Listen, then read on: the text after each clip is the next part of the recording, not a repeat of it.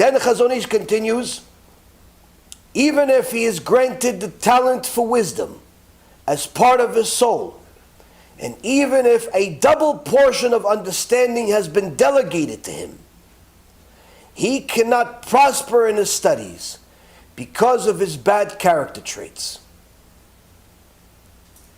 The Chazon Ish says something horrendous. Even if a person is gifted the brain of Rav Ovadia, he's gifted the tools to build a spiritual spaceship that could cross the universe in 5 seconds. He has something, she has something that is extraordinary. Something that people would die for. He has a memory that he remembers everything from the time he was 3 years old. He has the ability to read faster than the average person by 2, 3, 4x. He has certain talents that HaKadosh Baruch Hu instilled in him. Brain capacity that's able to analyze a Gemara like it's nothing, like it's a regular menu for a restaurant. And he can read it, and he can breeze through it. Shas, no problem. Bavli, Yerushalmi, the Sifri, the Tosfot, everything. The Shulchan Aruch, the Poskim, everything. Reads, everything. He can read all of it. Chazon Ish says, even if he does all of this, he's still never going to succeed. Meaning, he's still never going to succeed in acquiring real wisdom. What do you mean? But he read all these books and more. Bupkis. Yeah, but he read all of them. Okay, so he read all of them. There's websites that have HebrewBooks.com. All those people, they read books too. Why? Wisdom is acquired, but not simply by reading the books. If a person has bad character traits, Chazon Ish says, that will be simply like a wall separating him from wisdom. But he doesn't say that he's not going to acquire wisdom. Remember the beginning. He says the line between foolishness and wisdom is very thin. Meaning, if you do not have wisdom, if you have not put yourself standing firm on the wisdom side, you're on the foolish side. Like, you think you have a psak halacha. And Shammai say, well, stupid. This guy actually thinks that's halacha. Look, he's so confident about it too. He went like this when he said it. Like he was loud about it and everything. He told it to all of his friends. He had a whole shiur, 500 people. He was saying with zealousness and everything. Just idiot. Okay, we're going to do. I'm going to come. Moshe, bring Aaron. We got to take care of it. What are we going to do with this guy? What are we going to do with this guy? Moshe comes and says, oh man, this guy again. No, Hashem, we can't do this. We can't handle it. Hashem, got to get involved. You got to do something, HaKadosh Baruch Hu. We can't. This guy keeps coming out with new rules every week. Every shiur, every this, every YouTube video. Well, come on, Hashem. No, come on, please. He's embarrassing us. Hashem, he's like my grandson. Please.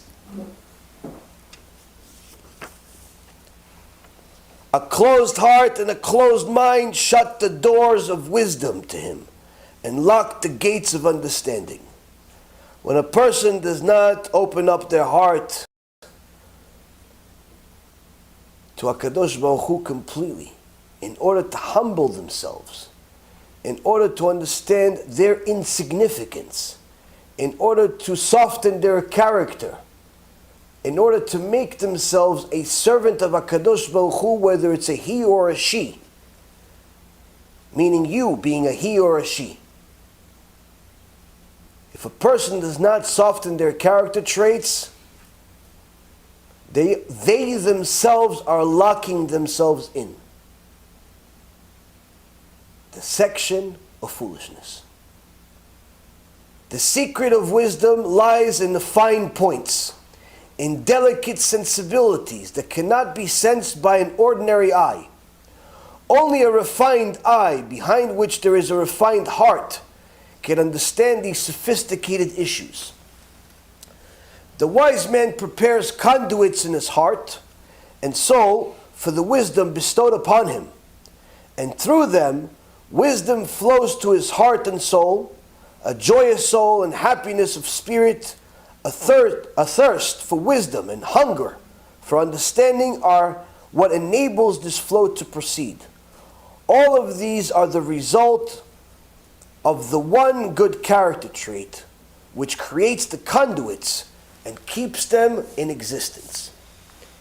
Here the Chazon Ish simply tells us that after you've understood clearly that it is your own character traits that are going to determine whether you're going to arrive at wisdom or not, or whether you'll stay at foolishness or not, whether halacha is going to be like you, or halacha is going to be far away from you. Now that you understand that point, you have to understand that it is not the obvious points that determine whether you're a tzaddik or a rasha, but rather the fine points, the small details that you don't think matters. For example, over 4,000 years ago, there was a young girl. Some say she was 3, others say she was 6, who had a test that, with all due respect to everyone here, none of us would pass. She was at a well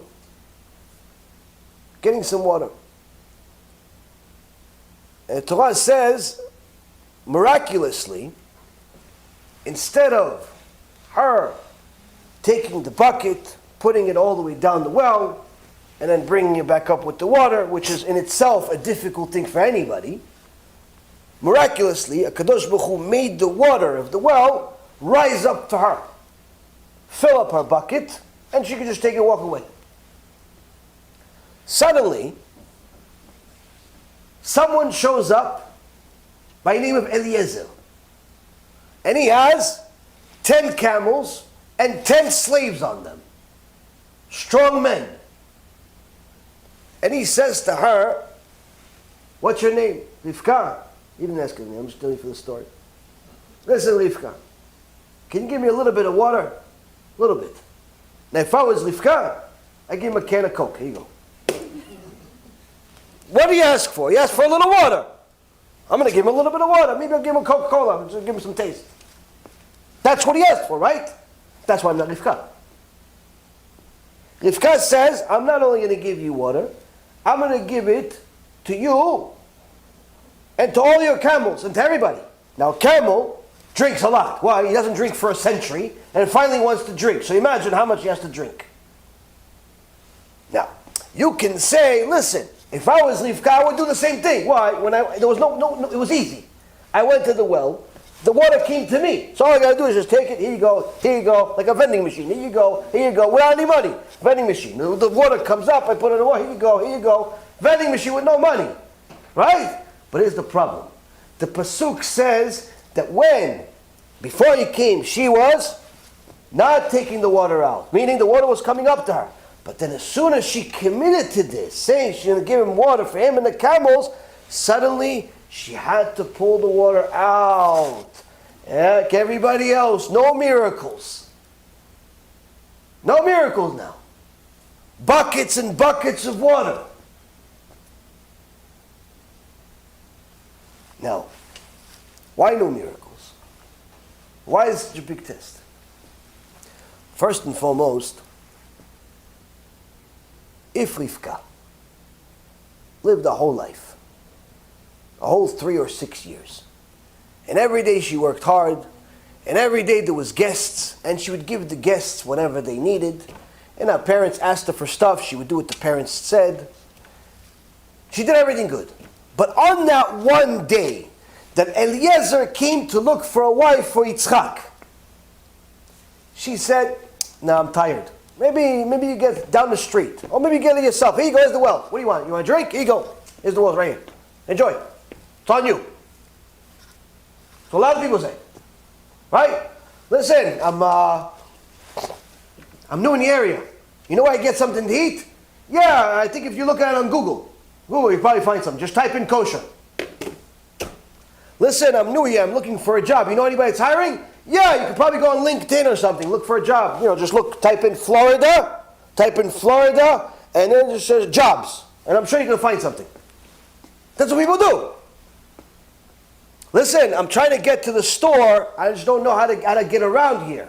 You know anybody give me a ride? Yeah, call Uber. Call Uber. You want to call? Here you go. There's a number. Uber is, it's not even a number. You can download it. Go to the App Store. You can download Uber, and you can put your credit card in there. Here you go. It's on you. That's the type of favors people do today. Somebody asks you for something. You say, yeah, here you go. Where do you want to go? There. Oh, it's there. That's it. Rivka had such a test. Eliezer says, I need some water. She could have said, it's right here, like everybody else today. But guess what? She wouldn't be Rivka. Why? If she did that, she would have failed the test, and she wouldn't be our mother. She would just be some girl you never heard of that existed in the world. But on that day, it's hot. She's young. The crowd is big. And on top of it, she has all the excuses in the world not to do it. It's 10 camels. What, one person? Let me at least get some help. Bring your slaves. Aren't you paying them anyway? Get them to do it. You get 10 of them. Well, I have to feed them too. I have to give them drinks too. Get them to do it. If she did any of that, she wouldn't be Rivka. And then she could say, wait a minute, but at least Hashem, help me. Help me do this chesed. Before, when I was by myself, you made miracles for me. Now that I need to do chesed, you're not even helping me. I want to do mitzvah. Hashem, why don't you help me out? I want to give tzedakah. How come you're not giving me more money? I want to get married. How come you're not giving me a shidduch overnight? I want to learn Torah. How come you don't make me remember everything overnight? I read it one time and that's it. Or just give me all the chidushim in my head. How come you're not helping me? HaKadosh Baruch Hu is teaching us a very valuable lesson. Rivka became Rivka because she had a very good understanding of what's required of you every single day, with or without miracles. And that is 110%. Every day, to do your very best. When you wake up in the morning and you're going to go pray, make that the best prayer you ever had. Don't wait for Yom Kippur to make it your best prayer. When you're going to put on your tefillin, make that tefillin that you have, the one you have kavanah. Don't make tomorrow on a holiday or when I'm at Bet Knesset. No, that one. That one. Why? Maybe today is the day you're going to be reading the Torah yourself. Maybe today is the day. Rivka had a clear understanding. Today is the day and every day is the day. I have an opportunity to do chesed. It's really hard. There's 10 camels, a bunch of lazy slaves, a huge request, and no miracles. Situations horrible. Exactly. Exactly what HaKadosh Baruch Hu wants. Exactly what HaKadosh Baruch Hu wants. She passed the test with flying colors because she understood her position in the world, understood her obligation in the world, because her character traits were already softened enough, were already pure enough that she made her body a vessel for wisdom instantly when it arrived. Which is what the Chazon Ish is saying. It's like, yes, this wisdom can be given, it's there, it's in the world. But if there are bad character traits, those bad character traits are like clogging the veins. They're clogging the neshama. It's not allowing your body to be a vessel for this purity, for this holiness. Yes, it exists. Yes, you listened to the shiur, but you didn't absorb anything. You sat here for 3 hours, nothing changed. Hey, Rabbi, I just finished the Pirkei Avot series. Okay, what changed? What, something was supposed to happen? A lot. Either you failed or I failed, but either way, both of us are miserable for it. If you haven't changed a little bit after every shiur, something happened that wasn't supposed to. Why? The Torah is supposed to change you.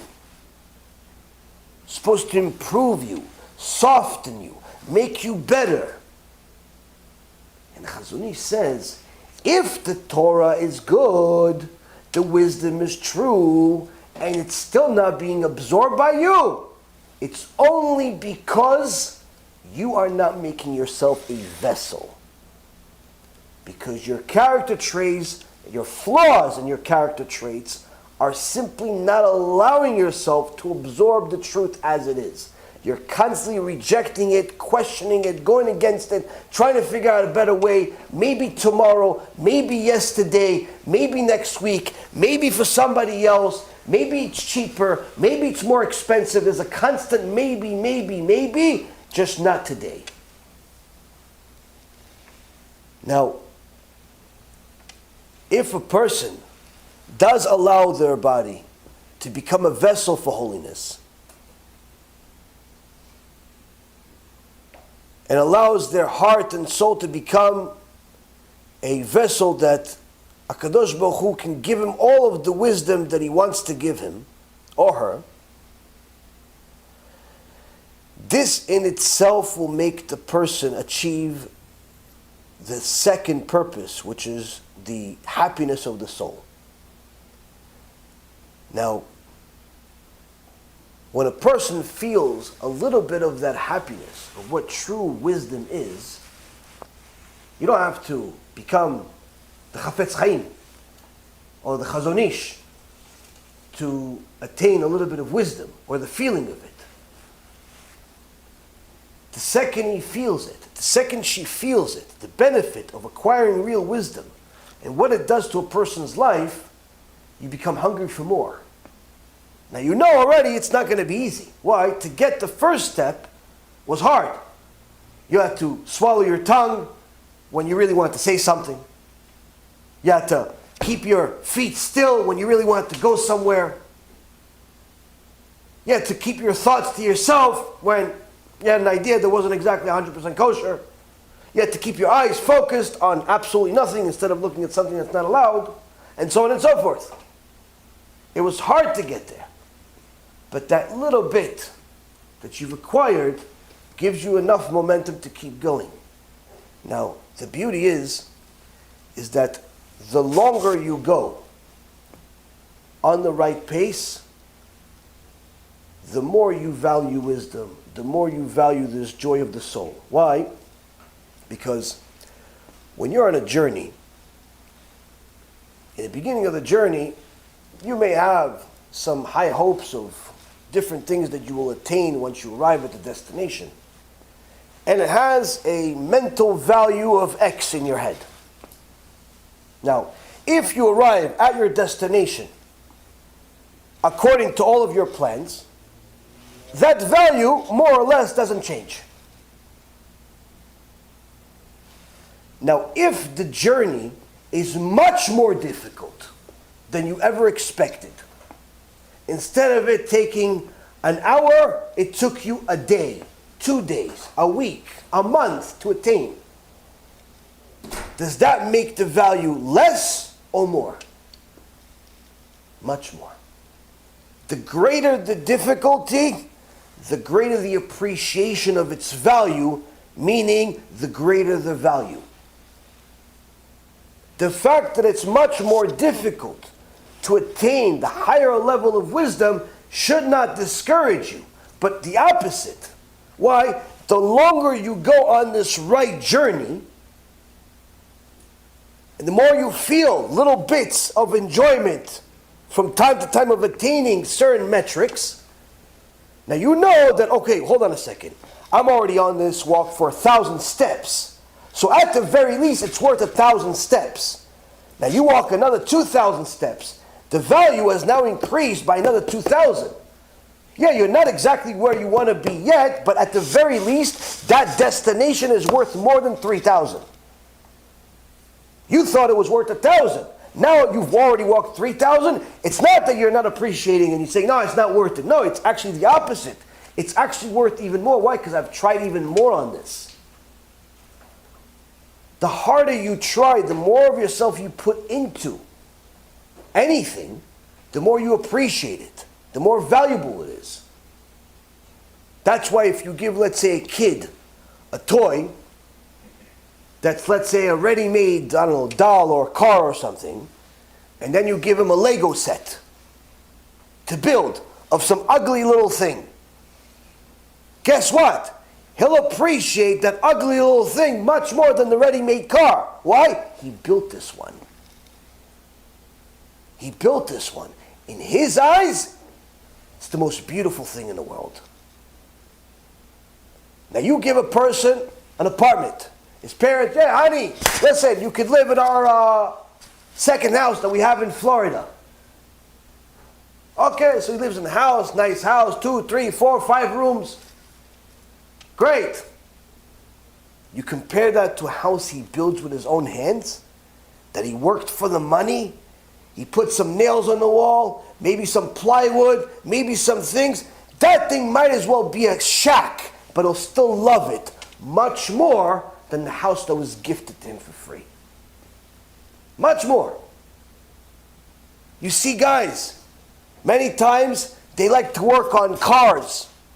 Some old beat up car that no one in their right mind will ever drive. But to them, that's their baby. They'll sell their kids for that car. Why? They put everything into that car. I don't necessarily recommend it, but nonetheless you get the point. The more you invest in something, the more valuable it becomes. The more you invest in your own neshama, in attaining the wisdom, by perfecting your character traits, the more valuable your neshama is going to be to you. Therefore, you'll protect it from things that ruin it. You'll protect it from seeing pornography. You'll protect it from seeing other immoral things. You'll protect it from being around certain people. You'll protect it from being around certain things. Why? It's valuable to me. I don't want to destroy it. It took me a while to get here. It's not that you don't want to have the conversation about nothing. It's that I don't want to risk it. I don't want to risk this junk that you're talking about, some baseball and basketball and some other ball. I don't want to risk that being in my head for another week. Why? It took me X amount of time to not have it in my head. Now if I talk to you about it, and the goal that he scored, and the net that he ripped, and all these different things, that's not going to end there. It's going to continue. This is why if you leave one of these hobbies, whether you were a card player or a fan of sports, you can't do it just a little bit. Like if you want to make yourself pure mentally and spiritually, it has to be cold turkey.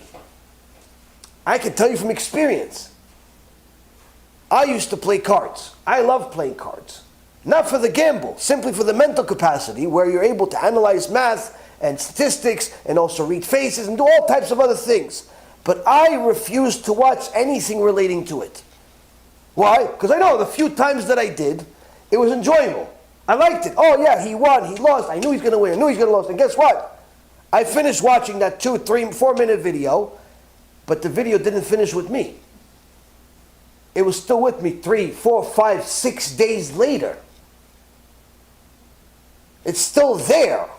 And that's just a card game. Imagine other things, Hashem Yishmo. A person watches one of these filthy movies. Oh no, it's only 2 minutes. No, it's only 2 minutes that way.